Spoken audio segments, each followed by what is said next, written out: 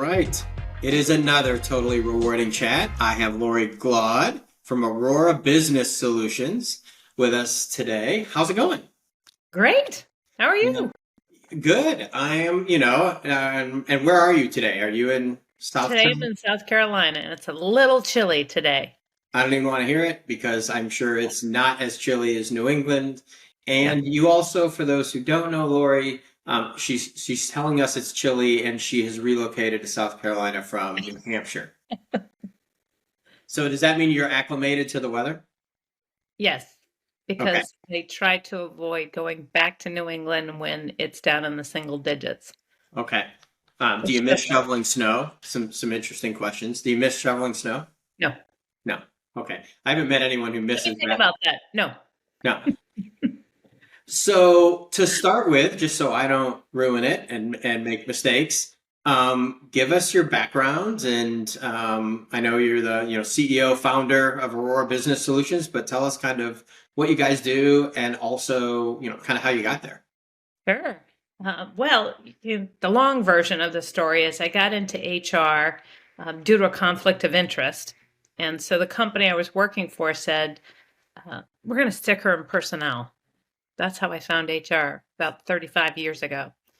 And I love it. And so for the last 35 years, I have built my career dealing with complex people issues. If it's tethered to your employee, I address it. And so I started Aurora back in 2011. And I work with clients on all things human. So, whether that's unwinding a benefits package or creating a benefits package to recruiting to developing people, which is my favorite part of what I do for a living, to solving problems. And my specialty is working with small and mid sized organizations with a particular set of skills for retail, Okay. which is really being compressed right now. And so I'll help clients, whether it's building a handbook to building a team. So I will start with, I know you're a fellow AARP carrying person when you started in personnel. When you started personnel, there's a line of age that I personnel know. stop. I don't know what the official, every time I say this, I want to Google it, but I want to go back and Google when the term personnel stopped. But people have been around the industry a long time when they're like, well, I was in personnel. Which is actually interesting because if a client calls and they want services and they use the word personnel, I pause and say, I'm Yeah. not really sure I'm the right one for you. But not only is personnel gone by the wayside, human resources is changing its image too. So we're seeing titles come up like people and culture Oh, or yeah. people leaders, and it's really evolved since when I stepped into this role. Yeah, we won't ask what year. It was a few What? years ago. If you, yeah, but you were four, Yeah, I was 4. yeah. We'll go with that. I was a really, really early learner. So I always ask people for what they do for fun outside of work, kind of like the human captcha piece of it. So what do you do for fun or a hobby outside of work? So I have lots of hobbies, one of which is I study wine and not Yeah. just consuming it, but really formal education. When I had a major milestone birthday, I said, I need to add something to my bucket list, which is to keep learning, but not what I do for a living. Yeah. And so for the last several years, almost 8 years now, I have been in wine classes, learning about regions, how to make wine, where it comes from. So that's my fun, fill the bucket of learning. And then the other hobbies that I love to do, I love to fish, I love to dive. I'm a certified diver. That was a recent accomplishment. And um, Well, being occasionally, south, that makes more sense, oh, longer season for diving. the weather is in the 80s when you're down 60 feet underwater, and Yeah. fishing and boating and all things outdoors. Well, that I can get my head around. That is a fact. Yeah. So the way we get you warmed up before we jump into kind of the main stuff will be a speed round. So this is a little new, but you ready? So just to get your brain going, are you a coffee or tea person? Coffee. All right, that's good. Not that I don't like tea people, but so number of merit cycles you think is ideal per year for a company? 4. 4. Okay. Are you a camping or spa person? Camping. Okay. Do you prefer the term comp ratio or range penetration? Range penetration. And the last one, and the most important poll question, because I take this around the country, crunchy or creamy peanut butter? Crunchy. This is so divisive. Like, really, you said that like, so I will say the Is there average. any other choice? See, this is so funny. Nationally, everywhere I've done this year, creamy is probably two-thirds, three-quarters. But when I Good. was in Denver, I don't know, a while ago, it was like three-quarters crunchy, and I'm like, wait, what? Like it was such an anomaly. But there are very few people. I pointed out one guy in a presentation who he's like, I don't know. I'm like, that's so weird because most people, it's an easy choice. They're not like, whatever. Yeah. No, okay. So Actually, the the crunchy. preference would be almond butter because it's a little crunchier. Okay. So you like the crunch. It's all about the crunch. The crunch. So the reason I wanted to catch up with you is we talk to people who have work at, for big companies, small companies, consult in both, but you predominantly work in the small midco space. And from a total reward standpoint, so anything encompassing total rewards, because I know you do everything. In fact, I know you're part of is it Coastal Carolina? Coastal? Coastal Organization of Human Resources. I just recently joined the board there, which is a SHRM affiliate here down Yeah. in South Well, when Country. I had the opportunity to present down there, I remember sitting there thinking, Total Rewards is cool and comp's really cool. We're going to talk about comp, and they were talking about the next 3 or 4 months Yeah. that they had to deal with, and it was like benefits enrollment, legal ramifications, and active shooter. And I'm such a loser getting up here to talk about comp planning. Oh.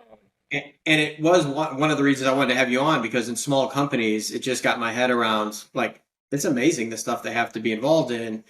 So what are the best practices or wherever you want to go with this? How do you see companies that size setting up and managing total rewards because they have so much else going on? So what I'm finding is very few are making that a priority, which is a big miss because that space is competing for talent still at an all-time high. I have clients that have had open requisitions for over a year trying to find talent. And so that is your main lever for hiring and retaining talent. And so what I tell clients is first thing, look at the market, do a market analysis, make sure you're in the market. Many of them don't have a strong command on what the market is bearing, and so they go over the market. And now that's a situation that's starting to unwind with the inflation factors and where we are in our economy, that they're making cuts because they've overpaid in the market. And then look at what other total rewards can you bring into your organization that are not guaranteed salary. So I'm talking with clients more about variable pay models,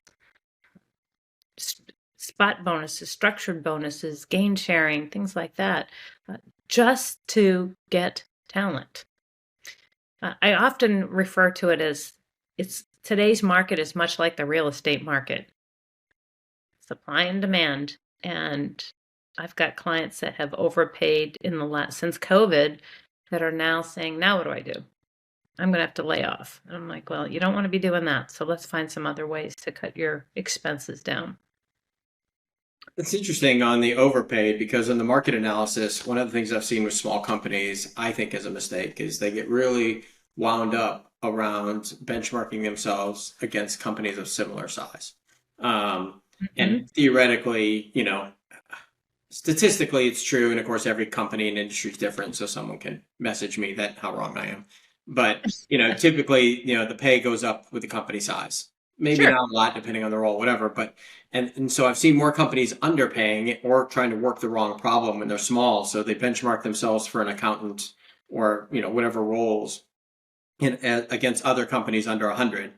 And they keep losing people and they don't tackle the comp problem or total rewards problem because they're like, well, we're paying at 70th percentile.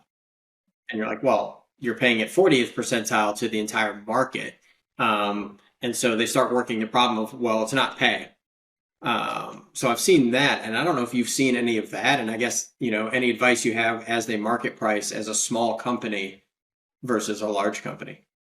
So I do think it is relative, but it's also very specific. So, for example, an accountant in a CPA firm Hmm. carries more weight from a compensation standpoint than accountant for an engineering firm that specializes their revenue comes from engineering. So when you have a limited pool of money, how are you going to divide up that compensation? You need to lean into what's your product. So CPA, that is the product, and an engineering firm, it's your engineering capabilities is your product. So that's part of the equation. But the other part of the equation that I've started to see a trend with is there's a lot more movement from companies that are unfairly paying. And what I mean by that is, and I tell clients, you cannot do this. It's unfair to your employees and it's causing this cycle. So the ones that have underpaid for a long period of time, Huh. those are the folks that are starting to re-enter the market because the same companies, many of them, when they have an opening, they're going after that top person and they're paying new hires more than their existing hires. Yeah, the compression issue is real, I think, if they haven't It tackled that. really is. And so what I advise them to do is fix your inequities within your own four walls first before you start hiring people in because then your talent that you've developed, that you've underpaid is going to walk away and it's just going to make your problem worse. So when I'm working with clients around the market, I'm hyper aware of what is where you are, what your plan is. Some organizations in the tech space, we're going to lead the market. Some lag the market and some match the market. So, from a total compensation, let's look at everything. Yeah. If you're going to lead the market, are you going to lead the market in benefits? Are you going to lead the market in um, your flexible work options? How are you going to lead the market in the other areas? And can you afford to do that? That's part A. But know what your plan is. Where do you want to be? Everybody's in is different. And then the other big shift, and you probably see this, is demographics. The rates in the Northeast are significantly higher than the rates down here in the South. And the rates on the West Coast are higher than they are in the Mid Atlantic. I don't know if you're seeing that, but I certainly see that. So relocation for people to come here is being challenged. Is it challenged or are they actually looking to relocate? Because that's a whole nother topic around, do I pay COLA? How do I pay remote workers? Do I pay them based on their regional, salary expectation, or do I pay them on corporate or HQ? Do I use a COLA on top of that?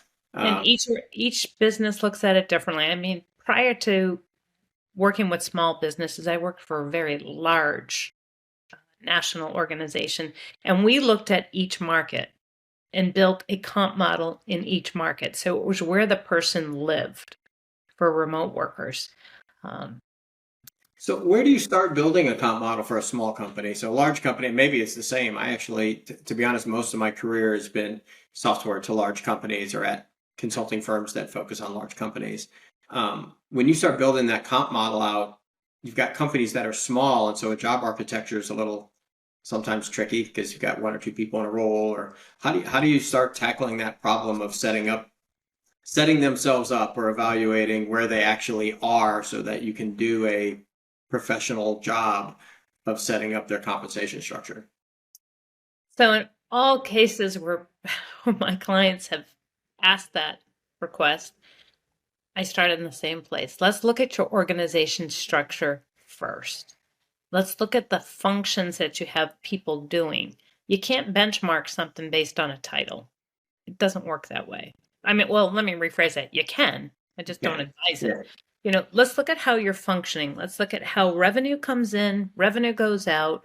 What what functions drive your business? Let's start with that. And then what I look at is what their current compensation is. And quite frankly, with small or mid-sized companies, particularly small, there's no rhyme or reason why they have disparities. And I've actually worked with clients who say, I just pay whatever they ask for. Yeah. That's my strategy, which creates this undercurrent of animosity when you then create inequities within your own workforce. So start looking at the structure, build that out, build out what those functions are, then go to the market and do a market-based compensation, something very simple. You take the market, you take the midpoint of the market, and you build out yours. And you pick where you want to be. Do you want to lead the market, match the market, lag the market? What is your strategy? And then I take that midpoint, watch that closely, and then go back and build out every job function, reducing compression. I mean, one of the problems I see in small businesses that large businesses can get away with is layering. So you'll have 40 people and 7 layers. Yeah. So that last person is so compressed, you're out of the market. So those are the types of conversations I have with clients that want to start building that out. Like I said, large, thousands of people working there. It's a very different model. Each one of those little policies exist in every market that we do business in.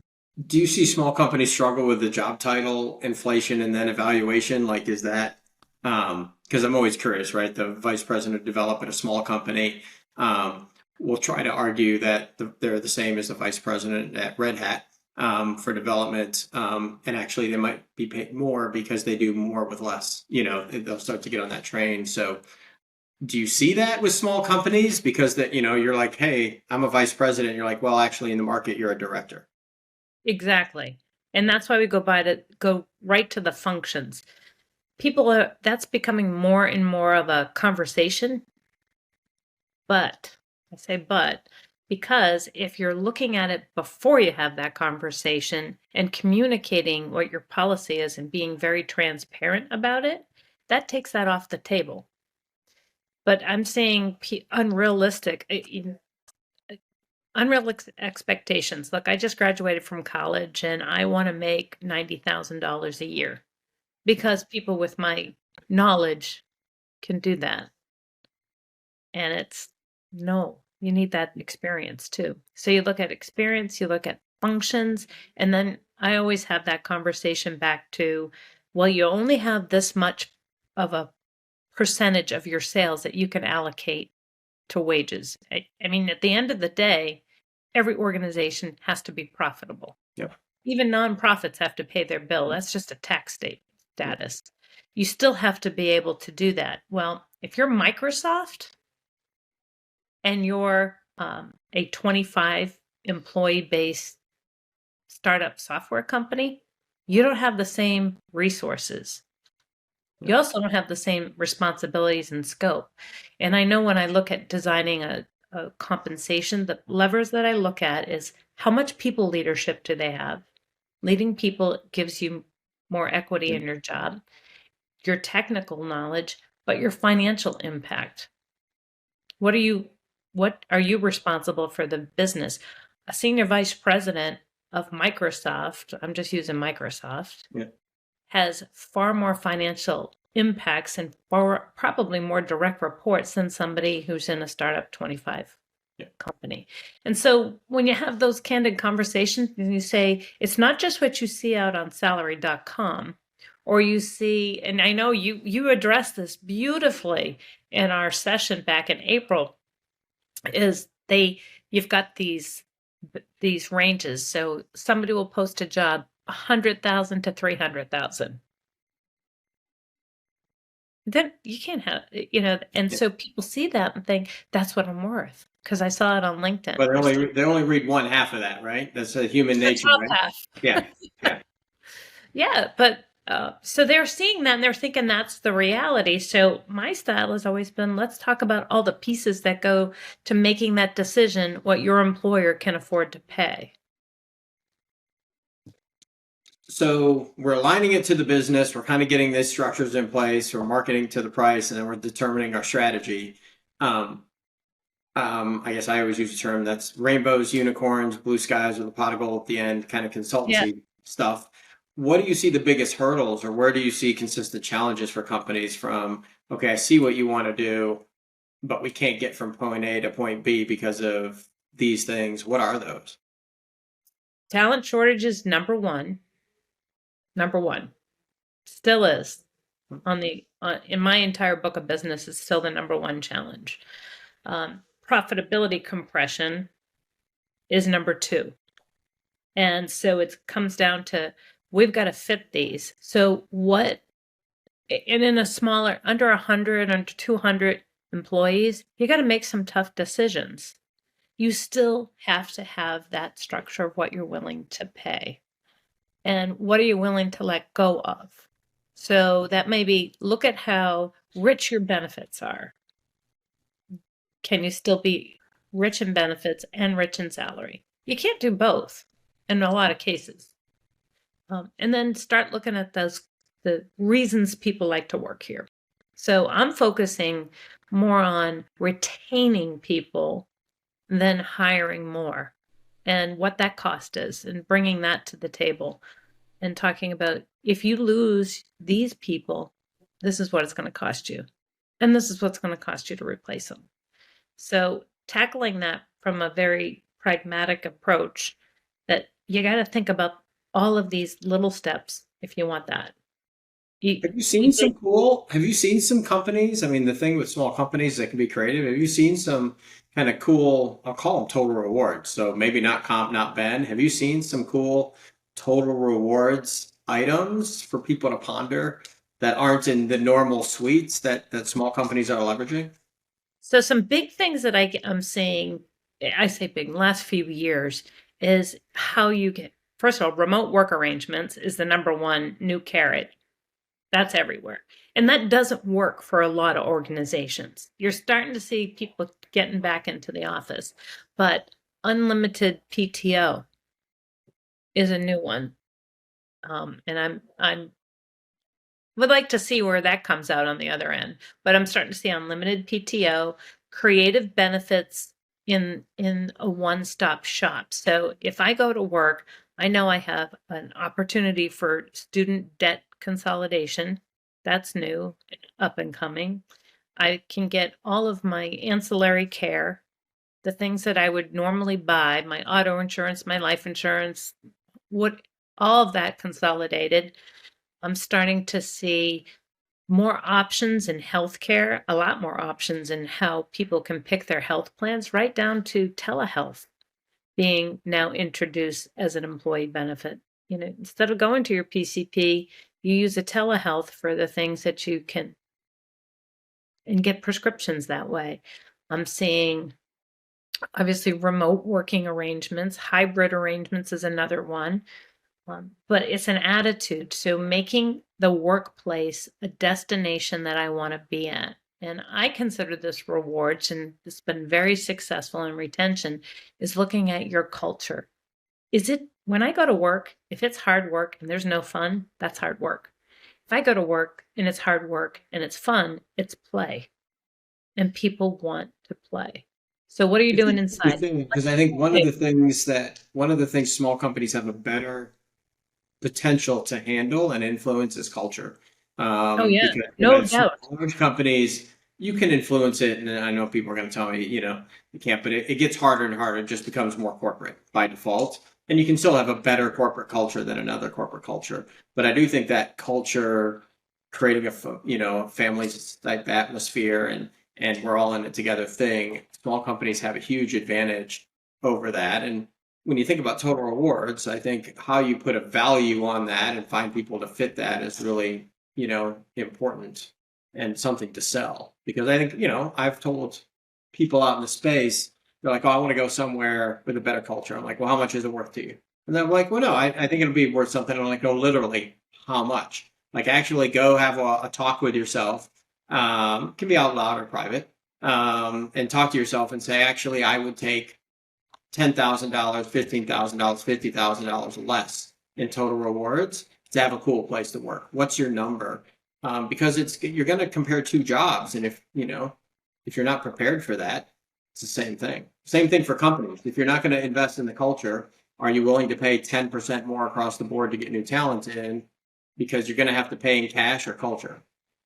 Exactly. I love that. Cash or culture. going to have to borrow that. I really like Oh. that. Cash or culture?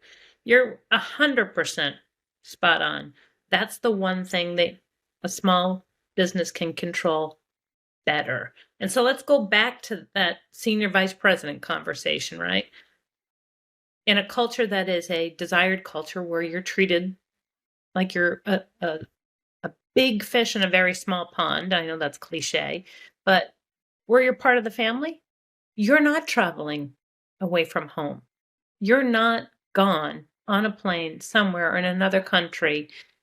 That's the differences. You might have the same title, but what's your real functions that you do and what are you willing to give up? I came from a very, very, very large company and that paycheck was fantastic, but it came with a price. Yep. No, Time I away. couldn't agree more. I think it's companies just need to figure that out, and of course, then you have to be consistent. I've joked, no company says they have really shitty culture. No one does that. So do your homework, and then how do you communicate that? How do you communicate that to current employees that they actually are in a good culture, and how do you communicate it to potential employees? But you also have to kind of walk the walk once you get going, because I do think it could be. Then Yeah, and then I think it's the worst. I think it's the worst option is to say we have a great culture, and then people get there because you've set the bar of expectation, and then you create some more churn. absolutely true. The last thing I'm kind of curious about, just as a development nerd, and obviously, in the HR tech space, is how do you see companies, large companies by default have to leverage tech in a lot of places. How are you seeing small companies think about and use technology? And I'll throw Excel in there. They're the number one player in technology for most small companies, I think, in total rewards. How do you see companies leveraging tech or looking at new technologies? Because they've got a different perspective because the cost and price point is different. So I think for a small and mid-sized company, a lot of them are unaware of what technology can do, and they immediately associate that with a cost. So it becomes an expense on their P&L. We can do without it. What I do with them is, and I'm doing that right now with a group, let's unwind it because the functions have to be done. And you can do them manually, and there's a cost to that, or you can invite technology. It seems like yesterday, applicant tracking was like the number one thing. Do you know how many small companies don't even do that? And so they're spending human capital doing what technology can do. The other thing that I think small businesses need to focus on is this workforce shortage problem. Another avenue is inviting technology, whether it's AI, whether it's systems, the compensation conversation that we had not so long ago. The work that I do outside using a tool that they're going to do is all manual. And so you are paying for it. You're just paying for it in a different way. And so really helping mid-sized companies see that ROI. Everybody always wants to look at it as a cost. They look at consultants as a cost. So if you can demonstrate or they can see, this saves me money in the end. But then as we evolve and it becomes more and more digital, is that a dated word, digital? If it becomes more in the digital space, like recruiting, there's a lot of digital recruiting happening now. And Microsoft and large companies have resources to do that. Medium-sized companies still struggle with getting there. And they need to. Yeah, I think from what I've seen, I think there's a couple things, and I know you've heard me get on this soapbox. But what do you actually want to do? What are you trying to do? And don't think about the process that you're doing. So, we can use recruiting, as an example, like what type of people do you, not the steps you're going through now, but actually how do you want to get them in? How many a year? How do you want them in? Where are they going to turn over? How long do you want them to stay? Like think about those things and then think about your current process as well as what tech can do, because there are going to be times at a company of 100 people where Excel or doing it with a human is fine. And then there's going to be times where you're going to look at a process and be like, we could do this so much better with technology. And that's the place where you look at ROI. I do think the other thing companies don't do at that size because they have a million things to do but they have a cool opportunity is to start thinking analytically. Because if you've got 100 people, you can evaluate turnover in a spreadsheet. And not that I'm, a huge proponent of spreadsheets for life, but you can start to get a handle on what analytics matter to you so that when you start to look at technology, because I just think all tools should have some analytics. I mean, you want to measure, am I doing better or worse? I mean, just pick whatever you do. Like that's really what analytics are telling you. I had a theory. Maybe you don't want to know if your theory was good. Maybe that's why they're not using it sometimes. But I had a theory of what's going to work and what I wanted to do. I put something into practice, and now I'm going to measure it again and see. And with 100, 200 people, you can take a manual process and say, do it in a spreadsheet, do some simple math, and be like, okay, these analytics were good. And then as you expand, you can keep using those measurements. Everything should be measured, and that's what I tell my clients. Everything. It's math. It's so Math tied equation. together now. Like your Yeah. turnover is tied to, talent acquisition. I used to tell people, it's my soapbox on this one is, they're usually measured on time to fill and number of recs. And so don't you really want to measure them on success of candidates, how long they stayed, their impact on the business, et cetera? Because actually they might do less recs over a period of 5 years if they're actually making better hires that are more impactful to the business. Should that not be it? And we have the ability to tie all those things together now across, the human resource analytics. Before, I think it was just too hard. And especially for small companies, pulling data out of multiple systems was, while they had day jobs, was ridiculous. And I have a lot of conversations people don't know. There's two pieces they don't know. They don't know what their turnover rate is. And I have a Excel spreadsheet that I help them get started with of all the pieces that go in there. So talent acquisition, from a talent acquisition perspective, just give me people. I can give you $1.4 million, $4 million reasons why that's not a good idea. And when I worked in the Mid-Atlantic for a large group, one of the things we said we were going to do is solve this turnover problem. So we use data to tell us that. When you turn them over, why you're turning them over, how much did you spend, what's your breaking point for your ROI? So if somebody comes and works for you for 3 months and leaves, you've just fully funded all of that cost with no ROI, or 6 months or a year, depending on the job. And then why? And this is where data is our friend. I was just having this conversation 2 days ago with a good-sized company.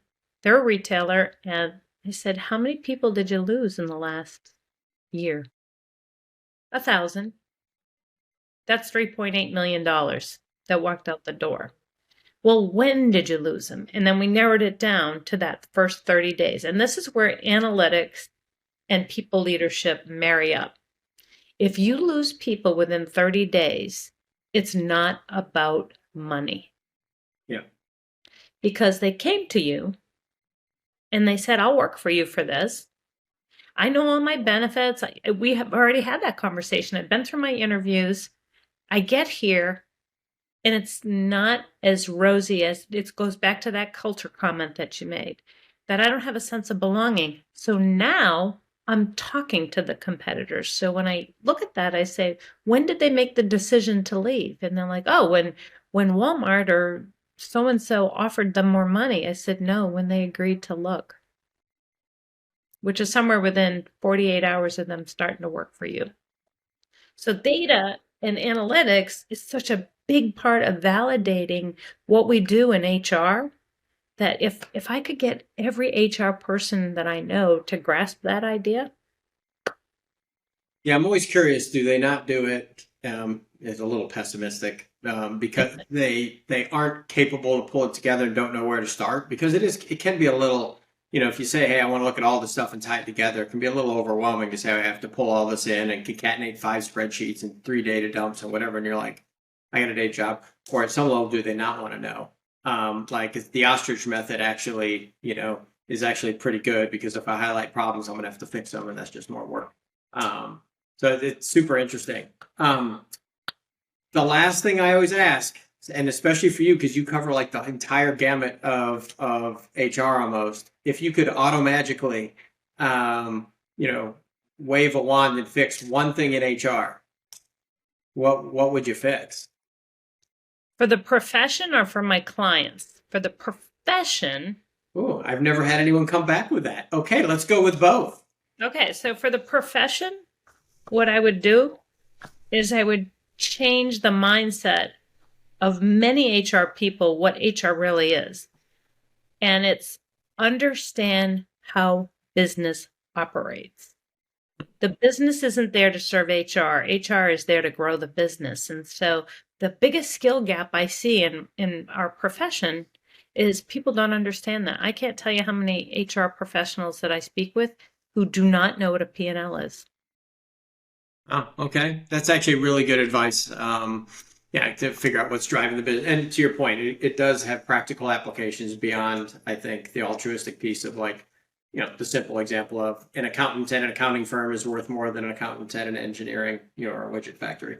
That's really good advice. All right. And for the company? And for my companies and my clients is changing their mindset. That a lot of my clients are been around for a while and haven't grasped flexibility in your workplace is the key for your sustainability. You got to look at things wide angle and stop looking at things the way things have always been done.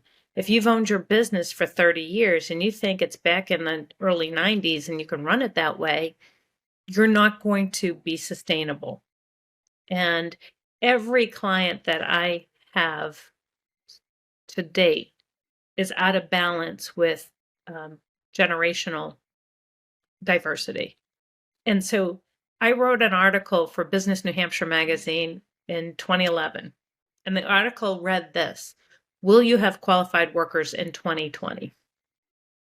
And now clients who've read that said, how did you have such insight? And I said, one, it was math. So that goes back to the first skill I just said.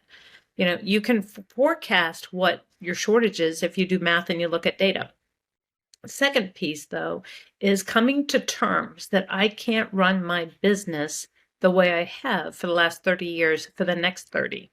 So I have to think about succession planning. I have to think of who that is. I have to incorporate diversity. I have to incorporate flexibility, and I have to incorporate technology.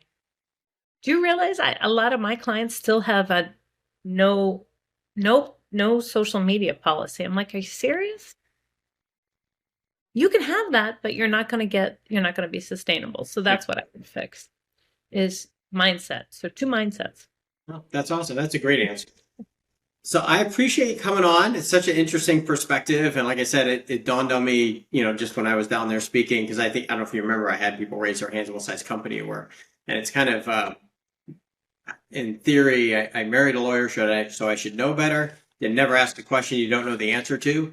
But it was like, I couldn't believe how many small companies, between 50 and 150 people there were. And, on the fly, I was trying to figure out, like, how do you make this relevant? Because obviously, hey, you don't put your employees into 1,000-person buckets, or something, but they have 150 employees. So that's all super advice. For people that are listening, watching, whatever it is, you'll be able to link over to Laurie. She's super easy to get a hold of and easy to chat with. So just reach out if you have questions or want to follow up. I really appreciate it. Thanks. Well, thank you for having me. It was great to catch up.